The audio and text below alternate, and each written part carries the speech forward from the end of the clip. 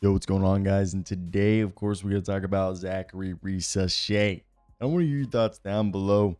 Obviously, we discussed the NBA Rookie of the Year race the other day. And if you have been living anywhere except under a rock, you would know that Jalen Wells and Steph Castle were the two favorites. You've had a little bit of a Khalil Ware rise up, but as of late, the dark horse has become Zaccharie Risacher. Now, if you guys did not know, Zaccharie Risacher was a candidate to be, I guess, in the beginning of the year, someone who maybe had a rough go. But as the season went on, he has just gotten better. Instead of being one of those rookies who come out and have an incredible start and then hit the rookie wall, I think his transition into the NBA was more difficult from the beginning. And I said it in previous videos, the fact that in the beginning of the season when he wasn't hitting his shots, that they were still having him out there in key moments due to the fact of his defense, rebounding, and Swiss Army knife ability, especially now that they moved DeAndre Hunter and Bogdanović off this team. So let's talk today about the Mr. Zaccharie Risacher.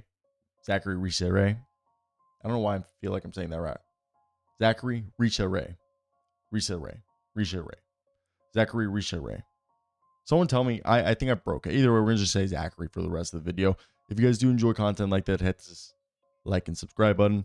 We make content like this on the regular. And I work for hoopshype.com and I do all the pre-draft stuff. We actually go to Hoop Summit next week, Portsmouth after that. And I'm still thinking about the North Texas Combine this year. I haven't done that one before. And then obviously the Combine itself and then Eurocamp stuff. So let's just get right into today's video. We're done talking about that. And what are we talking about? So Zaccharie Risacher, right there. I said it. Zaccharie Risacher struggled, I believe, early transitioning into the NBA. And I really think it was due to the thing that he said to start the season. He was a standout athlete, upper echelon talent in terms of just athleticism overseas. And he said that when he came to the NBA, he was just another guy. In October, if you saw his paltry stats of 9 points, 35% from the field, 23% from three. And as the year has gone on, I think he's gradually adjusted to the NBA pace and physicality as we've seen his scoring and efficiency improve month by month. Just look at his three-point shot. It's evident right there. 23 to start, 36 by January, 44% by February. And since the All-Star break, that's where the major leap has come.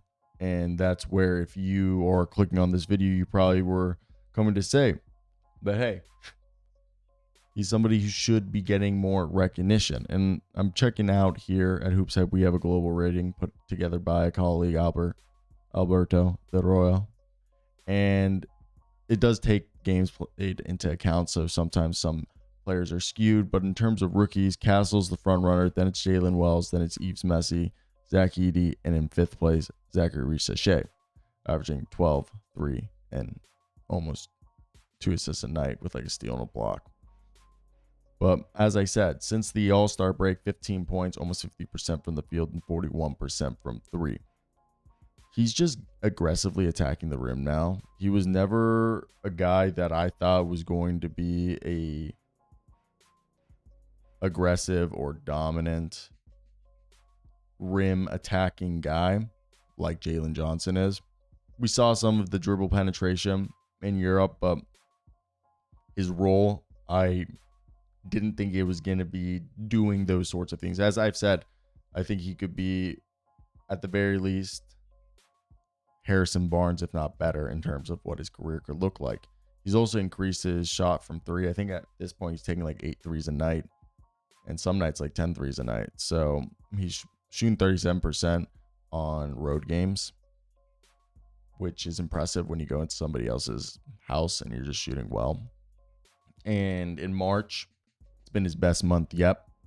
16 points, 53% from the field, 39% from three. Dropped that career high 36 points against Milwaukee. And as I said, Harrison Barnes, at the very least, and maybe something better. I don't want to put a ceiling on him because comes from a basketball pedigree in terms of his family were pro players. And he had a game against Memphis, hitting 5 of 7 from three, 27 points. As we said tonight, 12 of 21. It wasn't one of those inefficient shooting nights. No, he just came in and put up the numbers. Now, if we just want to talk about what led to this, I think the most evident is the Hawks trading away Bogdanović to the Clippers and DeAndre Hunter to the Cavs. DeAndre Hunter, I think more importantly, because he was having a good year, and Rishacher is taking those responsibilities now. And Bogdanović is over here just gone. And he was that like secondary playmaker at times for Trae Young. With Kobe Buffkin being out for the year, Nance and Clint Capella obviously playing different positions, but Rishacher's been tasked with filling the scoring gap as he's the second scoring option most nights as of late, behind Trae Young and alongside Dyson Daniels. So to me, Zaccharie Risacher is slowly becoming the X factor, as the Hawks are the fourth worst in opponents' points allowed, and they struggle with that. They have a leaky defense, and his scoring is going to help offset those defensive issues, especially with fewer offensive options. His growth in efficiency and scoring versatility, attacking the rim more mid-range and deep shooting, just is a good sign.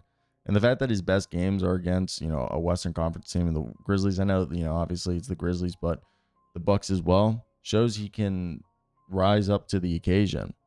And if we want to look at to the advanced analytics, Rishacher thrives most when playing quickly off the ball. 64% of his shots come off zero dribbles with a 56.4% effective field goal percentage. His ability to highly just get to, the basket and be efficient. He makes 55% of his shots within 10 feet, which account for 50% of his total attempts. His catch and shoot situations are obviously his best strength, shooting 36.5%. And even late in the shot clock, he's a guy who in 4 to 0 seconds, or basically less than 4 seconds, he's shooting 54.5%. And defensively, he's contest perimeter shots, holding opponents to 41.9% when shooting long twos, which is 4.5% lower than league average. And his defensive ratings is significantly better in wins, 109.9, compared to losses, 119.4, which goes to show that in games that they do win, he's having a great impact. Like in wins, his positive net rating plus 4.7, obviously compared to negative 10 in losses. This team does have a huge swing. He's just a great player. He also plays at 104.6 pace rating, which is crazy to think about. That's how high tempo he is. But I think after a slow start adapting from international play, Zaccharie Risacher has steadily improved, especially as they're going to be like a play-in team with key players injured and guys traded. I think his growth has made this seemingly look like a great pick, a guy who's going to be an X factor. And I think if you look at the stats, look at the eye tests, it further emphasizes his ability to impact the game on both ends of the floor. And I know they're not going to win a championship. I just think it's just a good thing that's happening here.